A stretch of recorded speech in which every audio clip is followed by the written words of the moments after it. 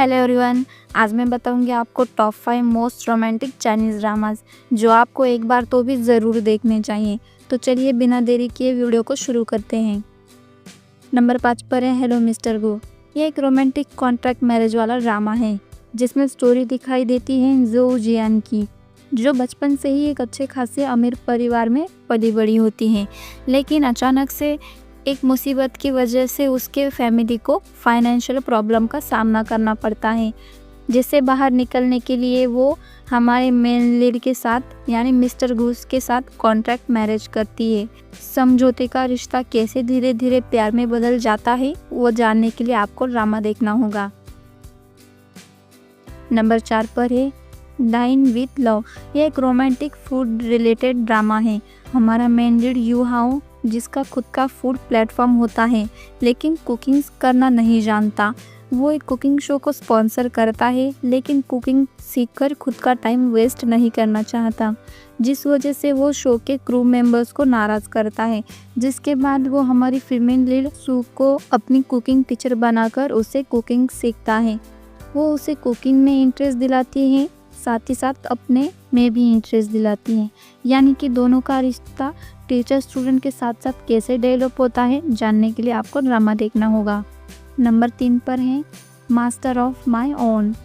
ये एक business related drama है। निंग निंग हमेशा से ही एक इन्वेस्टमेंट कंपनी में जॉब करने का सपना देखती हैं और ग्रेजुएशन के बाद वो एक कंपनी में ज्वाइन भी करती है, लेकिन बाद में उसे लगता है वह उस कंपनी में और काम नहीं कर सकती क्योंकि वह हमारा मेन लीड लू जिंगमिंग भी काम करता है और वो बार बार उसके एबिलिटीज़ पर शक करता है, जिस वजह से वो जॉब छोड़ देती है और दूसरी फर्म में जॉब पर लगती है, जहाँ पर वो लू जिंगमिंग से सीखे हुए स्किल को यूज़ कर ग्रो करती है, जिसमें लू जिंगमिंग सीक्रेटली उसे ग्रो होने में मदद कर रहा होता है।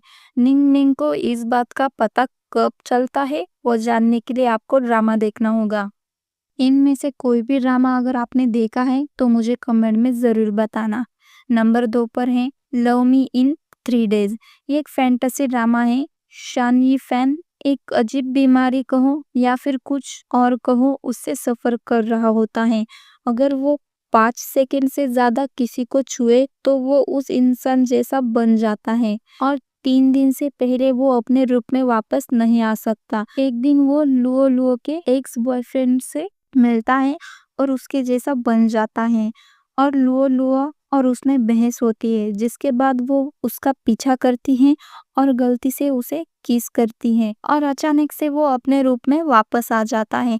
जिसके बाद शानी फैन को समझ आता है कि लुओ लुओ को किस करने के बाद वो अपने रूप में 3 दिन से पहले वापस आ सकता है। इस वजह से वो लुओ को अपने पास रखना चाहता है क्योंकि उसके पास इसके अलावा और कोई रास्ता नहीं होता। ड्रामा काफ़ी इंटरेस्टिंग है, इसलिए आपको एक बार तो भी इसे ज़रूर देखना चाहिए। नंबर 1 पर है माई स्पेशल गर्ल।